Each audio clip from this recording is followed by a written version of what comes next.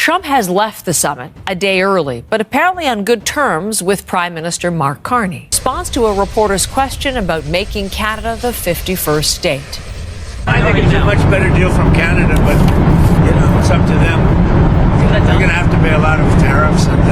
At this year's G7 summit in Alberta, the mood was cautiously optimistic, until it wasn't. President Donald Trump left the summit early. No official explanation from him, though the White House said it was due to the crisis in the Middle East. As he departed on Air Force One, Trump sent an unmistakable signal to Canada that tariffs were still on the table and the cost could be steep.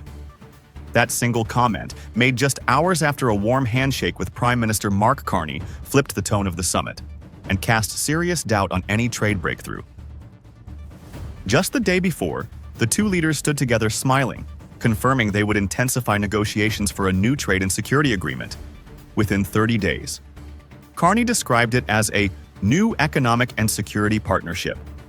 The deal would seek to ease the economic harm from Trump's tariffs in exchange for Canada's cooperation on border security, fentanyl control, and anti-smuggling efforts. There can be no true security without economic prosperity, Carney said at his closing press conference. It was a message of partnership, one that briefly lit a path forward. But it wouldn't take long before that path became murky again. Just hours after leaving Alberta, Trump answered a reporter's question aboard Air Force One. His reply? Tariffs and things. They're going to have to pay a lot of money for the dome, for the Iron Dome. They want to be a part of it. He was referring to a $71 billion U.S. missile defense project, though it's unclear if he meant Canada should help fund it or just pay more in general. Regardless, the message was clear. Trump was still holding the tariff card. In that same conversation, he bragged that U.S. tariffs had brought in $88 billion in revenue, though economists quickly pointed out that this cost is borne by American businesses and consumers, not foreign governments. To Trump, tariffs are working, and he's not planning to give them up. Back in Canada, the mood was more cautious than confident. Prime Minister Carney maintained his commitment to the 30-day window, insisting that talks with the U.S. were productive, but also made clear that Canada would only agree to terms that served its national interest. Still, the pressure is building. Steel and aluminum industries across Ontario and Quebec are already hurting under tariffs that range from 25% to 50%.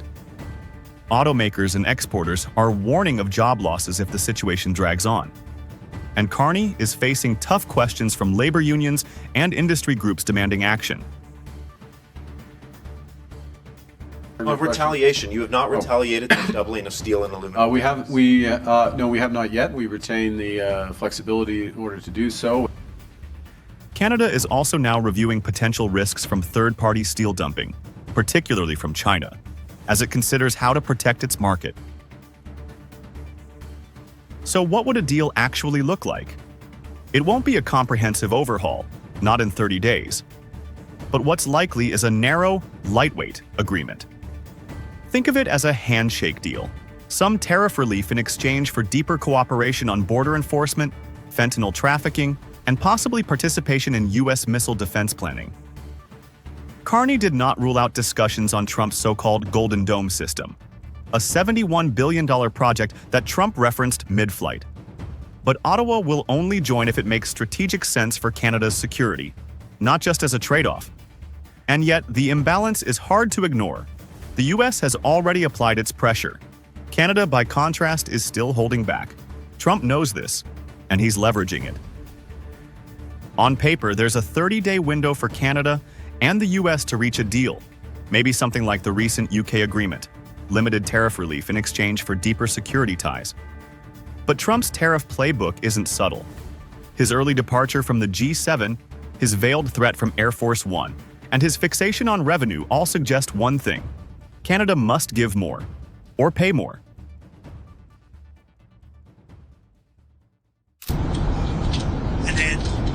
A real end, not a ceasefire. An end. He was also asked about that post that you referenced, urging people to evacuate Tehran. He says he just wants people to be safe. President Trump left the G7 summit early, skipping high-level discussions in Canada to return to Washington. But what awaited him wasn't just a foreign crisis, it was a dual-front war. one overseas in the skies above Tehran, the other right here at home, inside his own political movement. And at the center of both storms, a single message from the president's social media account: immediately evacuate Tehran.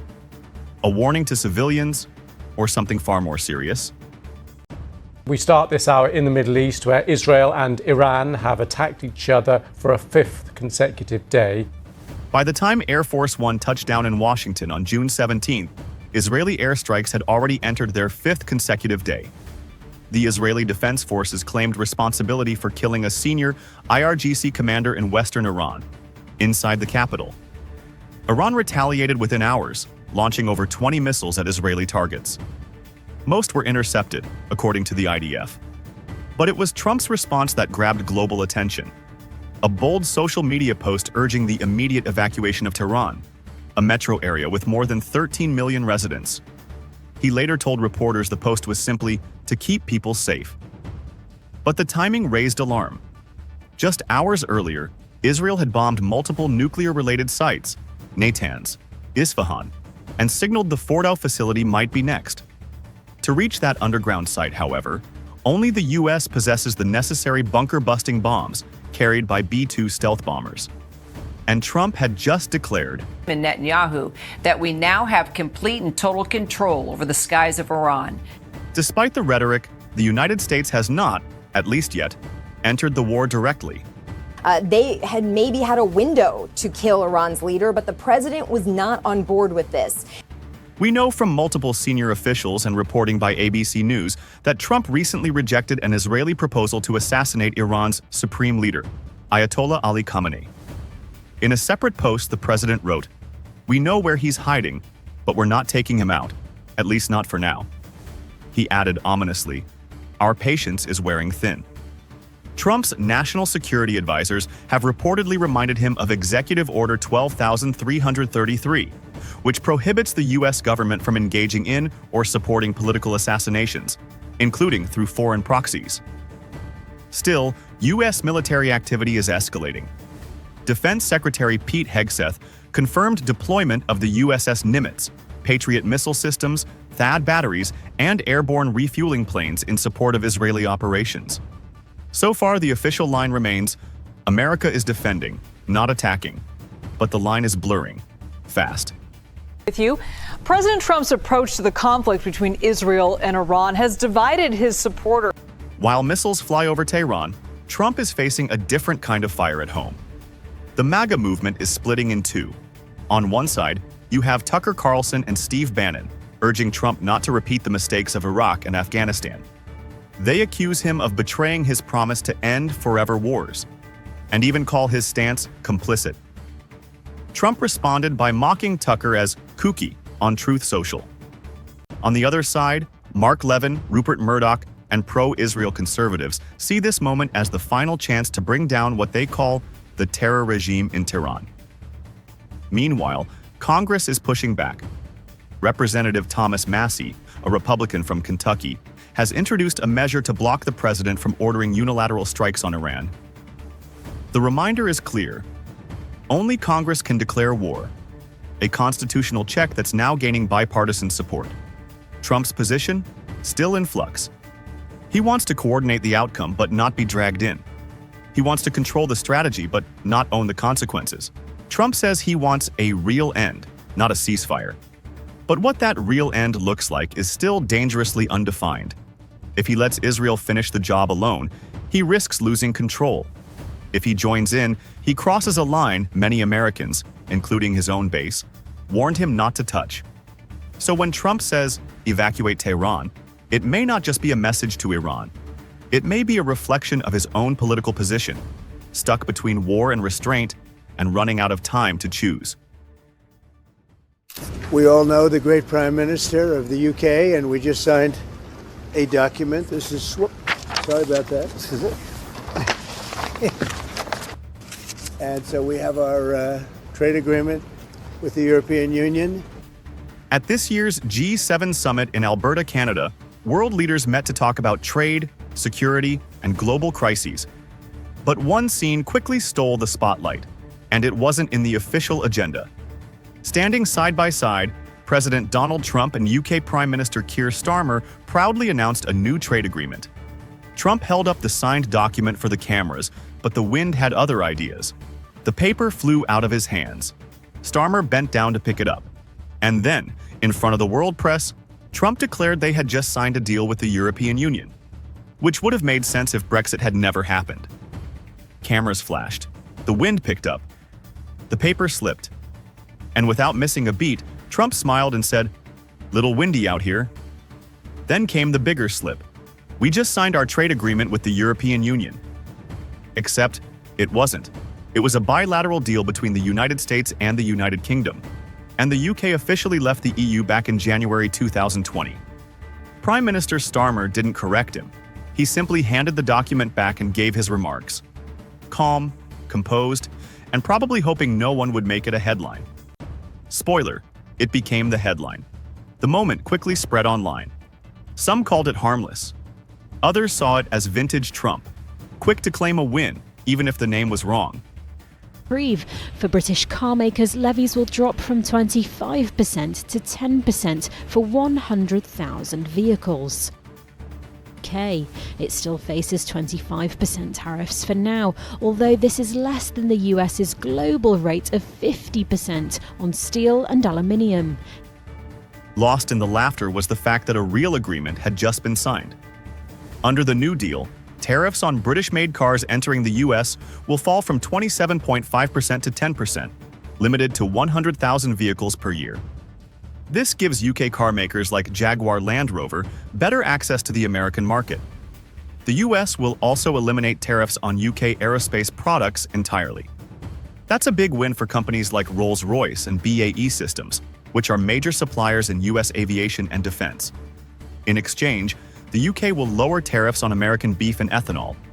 However, British officials have made clear, food safety standards remain unchanged. Hormone-treated beef, for example, is still banned. One sticking point remains: steel.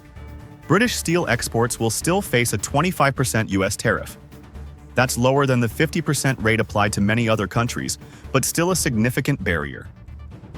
The deal is expected to take effect within 10 days. For Prime Minister Starmer, it's a strong diplomatic achievement early in his term. For Trump, it's another deal signed, with or without getting the name right. Meanwhile, the European Union is still at the negotiation table. According to Reuters and Handelsblatt, EU officials have discussed accepting a flat 10% US tariff, like what the UK agreed to, in exchange for concessions on autos, gas, and pharmaceuticals. But the European Commission has publicly denied that any agreement has been reached. If no deal is signed by July 9th, the US has threatened to raise tariffs to 25 or 50% on EU imports. Brussels has said it will respond proportionally.